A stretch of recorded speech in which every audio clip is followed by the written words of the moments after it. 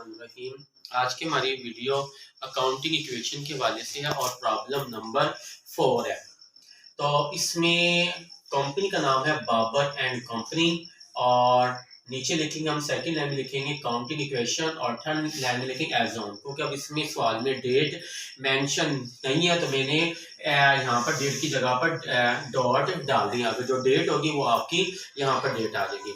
अब assets liability, अब यहाँ पर एसेट्स हमारे इस सवाल में प्रॉब्लम नंबर 4 में एसेट दो ही हैं, कैश और गुड्स है। और लायबिलिटी आपको जैसे कि पता है कि कितनी होती है, दो होती हैं, क्रेडिटर है और कैपिटल है। तो हम एंट्री सबसे पहले करते हैं। Mister Babar invested ₹1,10,000 in cash. Mister Babar ने 1,10,000 से कारोबार शुरू किया। तो कारोबार शुरू करने की एंट्री होती है cash account to capital account. अब कैश की अमाउंट भी और कैपिटल की अमाउंट भी है। कैश की अमाउंट कैश में आ जाएगी और कैपिटल की कैपिटल में आ जाएगी। तो हमने एंट्री करते हैं इसके इफेक्ट। यहाँ पे रूल नंबर हमारा ये है जी 1। कैश की अमाउंट कैश में आ जाएगी 1,10,000 रुपए। अब गुड्स की अमाउंट नहीं आती, यहाँ पर स्लैश, क्रेडिटर में भी स्लैश और कैपिटल में 1,10,000 रुपए आ जाएंगे। अब दूसरी एंट्री है, इसकी एंट्री होगी परचेज गुड्स फॉर कैश ₹22,000। हम नगद चीजें परचेज कर रहे हैं 22,000 रुपए की। एंड क्रेडिट 18,000, और उधारी एशिया कितने की परचेज कर रहे हैं 18,000 की। यानी कि अगर ओवरऑल देखें तो हम गुड्स 40,000 रुपए की परचेज कर रहे हैं, इसमें से 18,000 की उधार पर है और अदायगी कितने की कर रहे हैं हम 22,000 रुपया। अब यहाँ पे दो अमाउंटें आई हैं। अब इसके इफेक्ट की कितने होंगे 3, यानी कि 40,000 की गुड्स हमारे पास आ रही हैं, इसमें से 22,000 रुपए की हमने कैश दे दिए और 18,000 अभी हमने अदा करना है। तो वो हमारी क्या होगी, लायबिलिटी हो जाएगी। और लायबिलिटी किसे मुराद के, यानी कि इसकी अमाउंट क्रेडिटर में जमा हो जाएगी। कैश की अमाउंट कैश में से माइनस हो जाएगी और परचेज की अमाउंट गुड्स में जमा हो जाएगी। तब हम इसकी एंट्री करते हैं कि हमने 22,000 रुपए की नगद अशिया खरीदी है और 18,000 की उधार पर। तो टोटल हम परचेजिंग करें 40,000 की। तो 40,000 रुपए की गुड्स यानी कि परचेजिंग गुड्स में जमा हो जाएंगी। ये हम यहाँ पर लिख देंगे 40,000। और कैश हम 40,000 में से कितनी अदायगी कर रही है, 22,000 रुपया कैश अदा कर रही है। तो कैश में से माइनस हो जाएगा। और दूसरी तरफ 18,000 की उधार पर अशिया खरीदी है हमने, तो ये 18,000 पैसे अभी दे नहीं रही है, लेकिन देने जरूर है। तो इस वजह से 18,000 रुपया क्रेडिटर में जमा हो जाएंगे और कैपिटल में ये स्लैश आ जाएगा। अब हम इसका निकालते हैं जी बैलेंस।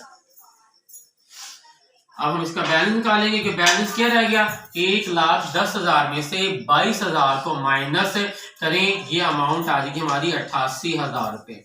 यानी कि कैश का बैलेंस आ जाएगा 88,000 रुपए आ जाएगा। और सीफर में जमा करें 40,000, ये 40,000 रुपए आ जाएंगे। यानी कि गुड्स की अमाउंट 40,000 हो जाएगी और क्रेडिटर में 18,000 को जमा करें, ये 18,000 आ जाएंगे। और कैपिटल की अमाउंट 1,10,000 में आप सिफर को जमा करें, 1,10,000 आ जाएगा। यानी कि स्लैश का मतलब सिफर होता है।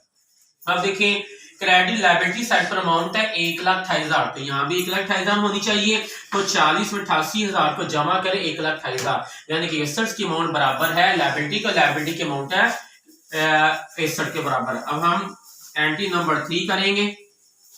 इसका इफेक्ट है जी, He made additional investment in cash ₹20,000। हमने 20,000 रुपए की सरमायाकारी की है। यानी कि एंट्री इसकी होगी cash account to capital account. Cash की अमाउंट कैश में आ जाएगी और कैपिटल की अमाउंट कैपिटल में जमा आ जाएगी। ये हम करते हैं इसका इफेक्ट।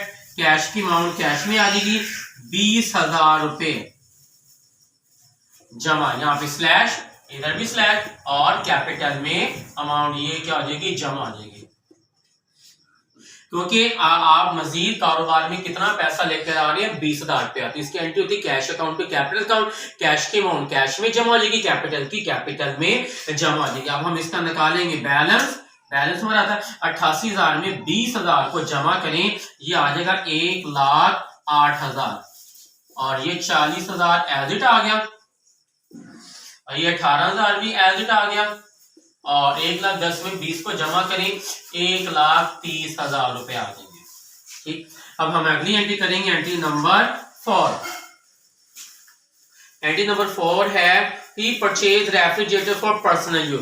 अब पर्सनल यूज के लिए लफ्ज का यूज होता है ड्राइंग, और ड्राइंग हमेशा क्या होती है, डेबिट। अब यहाँ पर रेफ्रिजरेटर यहाँ गुड्स के तौर पे यूज होगा, तो हमारी जनरल एंट्री बन जाएगी drawing account to purchase account ₹15,000। अब ड्राइंग की अमाउंट कैपिटल में से माइनस हो जाएगी और गुड्स की अमाउंट, परचेज की अमाउंट गुड्स में से माइनस हो जाएगी।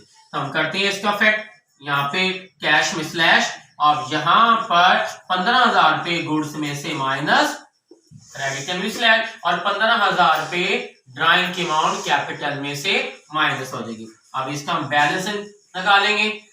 इसका बैलेंस आ रहा है जी, ये 1,08,000 एज इट आ गया, और 40,000 में से 15,000 को माइनस करें, ये 25,000, और ये क्रेडिटर की अमाउंट 18,000, और 1,35,000 में 1,30,000 में से 15 को माइनस करें, ये 1,15,000 रुपए आते हैं। हमारी ये आखिरी फैक्ट है रोल नंबर, यानी कि इसके डेट 5 का। अब इसमें दो हैं जी, he paid rent 2,000 and rent outstanding 1,000। हम चाहें तो इसको 2 बार भी कर सकते हैं और चाहें तो 1 बार भी कर सकते हैं, यानी कि हम रेंट अदा कर रही है 2,000 रुपया, तो पे रेंट की एंट्री होती है rent account to cash account. Rent की अमाउंट कैपिटल में से माइनस, और कैश की अमाउंट, रेंट की अमाउंट कैपिटल में से माइनस हो जाएगी, कैश की अमाउंट कैश में से माइनस हो जाएगी। अब इसके बाद रेंट आउटस्टैंडिंग है 1,000 रुपया। इसका इफेक्ट क्या होगा, इसका हो जाएगा जी rent account to rent outstanding account. Rent की अमाउंट कैपिटल में से माइनस हो जाएगी और रेंट आउटस्टैंडिंग की क्रेडिटर में जमा हो जाएगी। अगर हम इसको अलग-अलग भी कर सकते हैं और इकट्ठा भी कर सकते हैं। अब इकट्ठा करेंगे वो इस तरह होगा, क्योंकि 2,000 रुपया कैश में से माइनस हो जाएगा, यहाँ पे स्लैश, और 1,000 रुपया कैपिटल में जमा हो जाएगा, ये रेंट आउटस्टैंडिंग के नाम से। और कैपिटल में से, क्योंकि रेंट आउटस्टैंडिंग 3 यानी कि 1,000 है, और 2,000 रुपया रेंट है जो हमने अदा किया, यानी कि 1,000 रेंट अदा, 2,000 रेंट अदा कर दिया, अभी 1,000 रेंट अदा करना बाकी है, तो टोटल हमने 3,000 हमें रेंट पड़ गया। तो मतलब यहाँ पे कैपिटल में से 3,000 रुपया माइनस हो जाएगा। अब इसका हम बैलेंस निकालते हैं। बैलेंस अब क्या आएगा, 1,08,000 में से 2,000 को माइनस करें, 1,06,000 रुपए आ जाएंगे, और ये 25,000 एज इट आ जाएगा, और ये 18,000 में से जमा करें 1,000, ये 19,000 आ जाएगा, और 1,15,000 में 3 को जमा करें 1,18,000 रुपए आ जाएगा। हमारा ये मुकम्मल हो गया। अब हम इसका ये स्लैश निकालेंगे क्योंकि एंट्री हमारी मुकम्मल हो गई है। अब यहाँ पर हम लिखेंगे बैलेंस, एसेट्स बराबर होते हैं जी लायबिलिटी के। एसेट हमारे पास दो हैं, कैश है और गुड्स है। ठीक है, हमारी जो एंट्री थी 3,000, 1,15,000 में से 3,000 को माइनस करें तो 1,12,000 रुपए आ जाएंगे, और 1,000 रुपया क्रेडिट में जमा हो जाएगा, जमा करेंगे तो ये आ जाएगा 19,000 रुपया, और 25,000 यादिट आ जाएगा, और 1,08,000 में से 2,000 को माइनस करें 1,06,000 आ जाएगा। ये हमारा बैलेंस आ गया। अब हमने इसका इक्वल करेंगे कि एसेट की अमाउंट कितनी है और लायबिलिटी की अमाउंट कितनी है। अब एसेट बराबर होते हैं लायबिलिटी के।